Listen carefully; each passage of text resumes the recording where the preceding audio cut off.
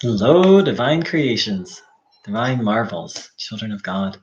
Thanks so much for dropping by. Thanks everyone for comments over the last couple days. What I'm struck by is it's a model I use to differentiate between the actual path of non-duality and non-duality as a belief system. And so let's just be crystal clear. Mostly when I say, non-duality as a belief system, mostly what I'm talking about is sort of modern distortions of it.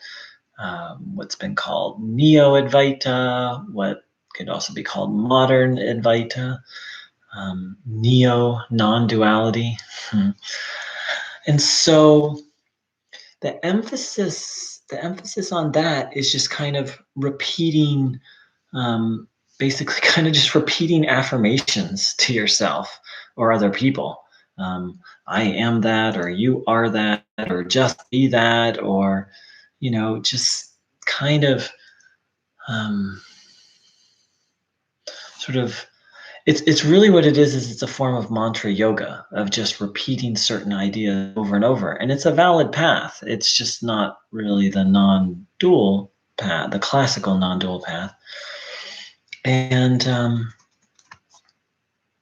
so I want to contrast that with the actual non-dual path, which is, or Advaita, what I call classical Advaita Vedanta, or Advaita Vedanta connected with the teachings of Adi Shankara, or in with Ramana, where it's an actual journey that has nuances, that has things to learn, things to contemplate.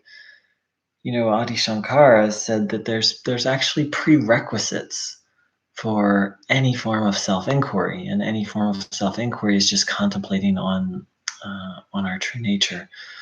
Very unpopular idea in the modern satsang movement, and I think partially because it's just bad for business. People don't want to do prerequisites. They just want the yum. And the thing is you can have the yum. Anyone can do self-inquiry and have the yum immediately. And anyone can go to a satsang and receive Shaktipat from a teacher, or just listen to these high spiritual ideas and get the yum instantly. And we're after the yum that lasts. And we're after, or I am anyway, I don't know what, you're after what you're after. I'll tell you what I'm after, which is the yum that lasts, the yum that doesn't come and go. It's one thing to just reaffirm, like, oh, it doesn't come and go, but that doesn't really do you any good unless you're actually experiencing it and drinking it. It's one thing to be thirsty and to be like, there's always water available. So in fact, I am never actually thirsty.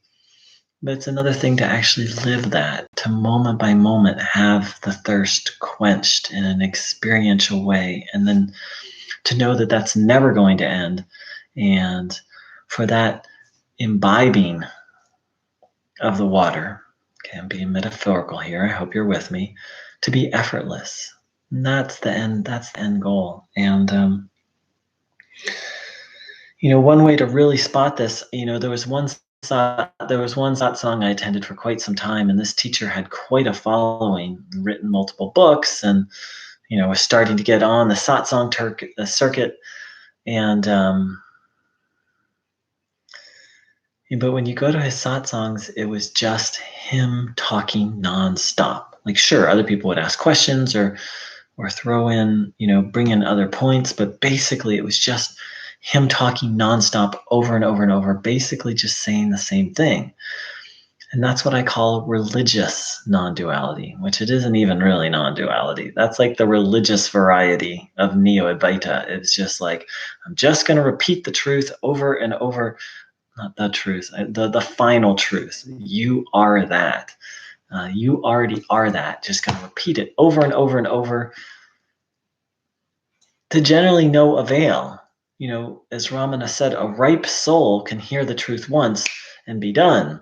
So God bless the Neo-Advaita movement, which, maybe 1 out of 1,000 people who go to a Neo-Advaita satsang are ripe souls, and they hear it, and that they just kind of pop. It's probably more like 1 out of 5,000, but anyway, who knows? So yeah, and the thing is, here's another unpopular idea in modern spirituality: is it's about meeting the student exactly where they're at, to be able to sense and to know, like, what is the medicine that's needed. And for the ripe soul, the medicine that's needed is one form of medicine is just to say, hey, you are that, or there's something awake there. What is that? Or just be as you are. And the thing is true teaching is individualized to exactly that. See, the problem with the satsang movement is it's a movement, right? It's a movement that tries to teach masses of people. Doesn't work that way. Doesn't work that way at all. It's a very individual process, and that's a very interesting thing to notice. Is Ramana Maharshi never gave speeches. He never gave talks. He never gave discourses. He addressed people one-on-one. That's where it's at, friends. And it's okay to go to Neo-Advaita satsangs and kind of get a little high, get a little inspired. I just think of them more as like pep rallies, like enlightenment pep rallies, where we can get inspired and maybe get our batteries recharged a little bit. 21st century life is stressful, no question about it. So it's a good place to go and get a little vacation. And it's also kind of, it's also a place to go and worship. And there's nothing wrong with worship. In classical Advaita Vedanta, worship reduces tamas and balances rajas, gunas. So it has its absolute place. But let's just be really clear that it's not the full Monty.